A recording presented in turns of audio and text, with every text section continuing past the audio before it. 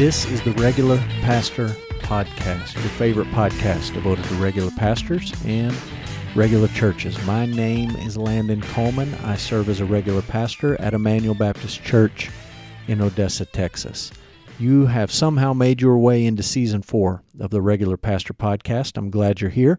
In Season 4, we're talking about books and ideas and how books and ideas impact the day-to-day ministry, the day-to-day grind of a regular pastor. Today I want to talk to you about a book called Strange Rites by Tara Isabella Burton.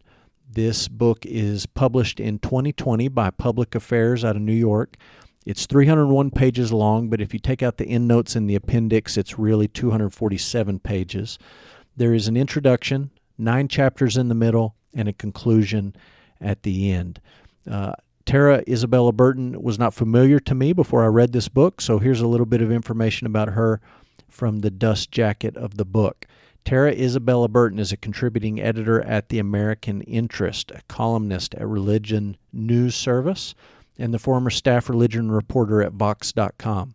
She has written on religion and secularism for National Geographic, The Washington Post, The New York Times, and others. She has a doctorate in theology from Oxford, and she is the author of the novel Social Creature. Online, she is working, there's information online that says she's working about a book on self-creation titled Self-Made, Curating Our Image from Da Vinci to the Kardashians, set to come out in 2023. The book is called Strange Rites, R-I-T-E-S, as in strange rituals. The book starts with a sociological definition of religion.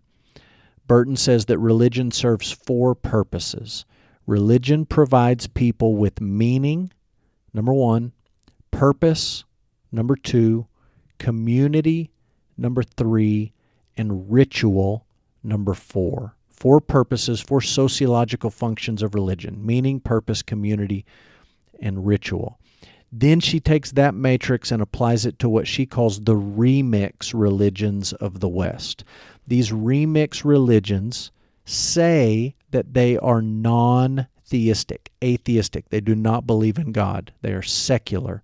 They are not religious or religions at all. However, Burton argues that all of these remix religions of the West provide their adherents with, you guessed it, meaning, purpose, community, and ritual. Meaning, although they don't talk a lot about God, they function in a sociological sense very much like, or exactly like, religions. So, what is a remixed religion? Let's talk about some of the important ideas in this book. Remixed religions.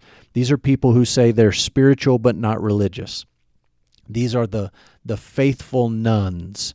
They don't identify with any particular faith tradition. These are people who are what you would call religious hybrids. They cross boundaries between religions or denominations or faith systems.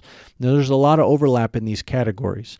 Some of these people identify with a faith tradition, others do not at all, very strongly do not. But all of them are manifestations of syncretism, meaning they are remixing pieces of various worldviews into new, personal, bespoke, customized, unique worldviews and spiritualities. These are people who are pulling from this and that to come up with their own individualized worldview. On page 25, Burton says, "We all live in a remixed nation." This idea that you can customize your worldview as you see fit is so common, it is simply part of the cultural air that we breathe in the United States and in the West. So, remixed religions, they're everywhere. These remixed religions have one thing in common, and this is another important idea in the book. All of these remixed religions are absolutely obsessed with the self. Burton gives lots of examples of remixed religion. She talks about Harry Potter fandom. She talks about wellness culture. She talks about New Age thought, magic, Wicca, sexual utopia, through the LGBTQ movement, transhumanism as a form of seeking eternal life, far-right, alt-right atavism, all sorts of stuff. All of these remixed religions focus on the self as the most important part of human reality, of reality in the universe, is a complete and total focus on the self. Makes you think of Carl Trueman's book, The Rise and Triumph of the Modern Self. Burton pulls from another book that I'm going to talk about later in Season 4. This is a book called Pagans and Christians in the City by Stephen Smith. She appeals to that book to argue that basically all of these remixed religions, they're focused on self. They're all manifestations of paganism. That is, they all locate ultimate reality in this world rather than in a transcendent God who exists outside and above this world. If ultimate reality is rooted in this world, and you and I ourselves are rooted in this world, that's most fundamentally a pagan orientation, a pagan worldview. One of the other things that Burton talks about in this book that I found fascinating is the idea that these remixed religions are possible because of the internet.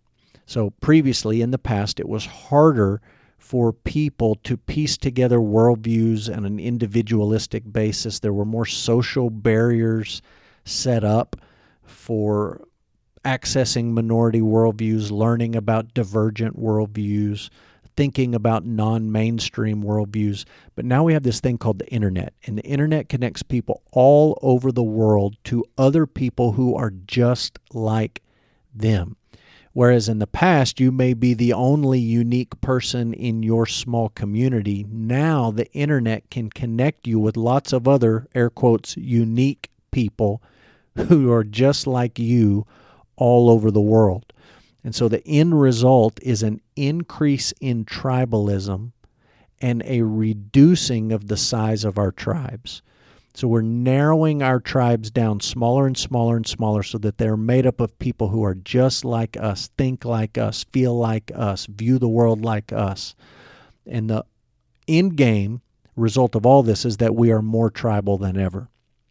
My favorite quote comes from the conclusion, page 242.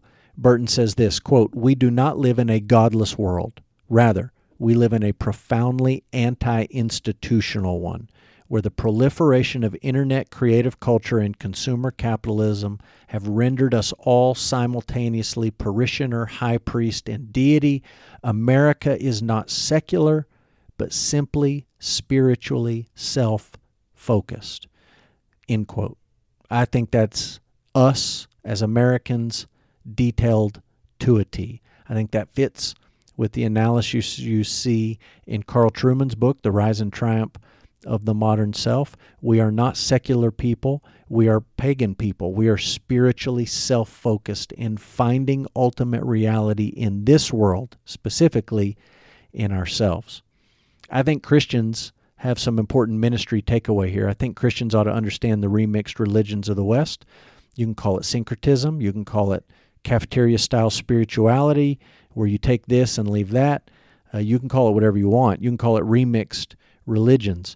But the self and our obsession with the self is what drives religion in America. That is true for remixed worldviews, remixed religions and spiritualities. It's also, unfortunately, true for evangelical Christianity. Our churches have unknowingly, without even realizing it, bought into this focus and obsession on the self and celebrity and consumerism, and it drives the dominant engine of evangelical Christian life in the United States. I think this book, Strange Rites, contains some absolutely brilliant and accurate and insightful analysis about where we're headed culturally and theologically and religiously. I think Burton has her finger on the pulse of the spirituality of the remixed faiths that exist today. Unfortunately, I critique the book because it contains no suggestion or prescription for where we ought to be culturally and theologically and religiously and spiritually. She understands where we're at, but at the end of the book, her final conclusion is this, quote, "Only time will tell which one will win, end quote, meaning which worldview, which way of looking at life will win. Essentially, Burton ends the book by saying, well, here's where we are, and we'll see what happens as we move forward. Obviously, as a Christian and as Christian people, we need something better than that. We need not only analysis of where we're at in the present, but of where we ought to be and how we can get there. On Goodreads, the rating for this book is 4.05. I would give it a 4, so I pretty much agree with that. I think her analysis, her sociological study of religion in the United States is fantastic. I don't have a lot of critique or rebuke there when she talks about our self-obsessed spiritualities. I do think the weakness of the book is a lack of prescription of where we ought to be and how we can get there.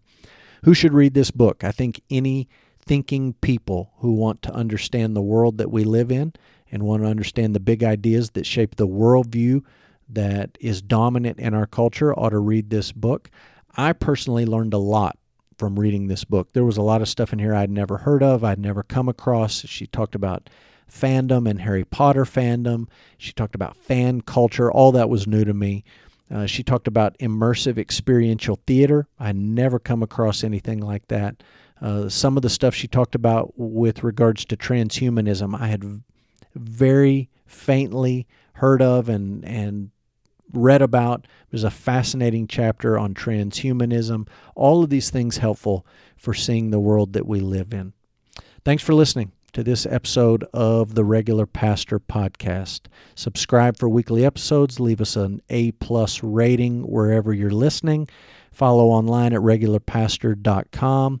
You can find me on Goodreads and follow along with what I'm reading by searching for Landon Coleman. If you have a book recommendation you'd like me to review, let me know. Landon@emmanuelodessa.com. Until next week, this is the Regular Pastor.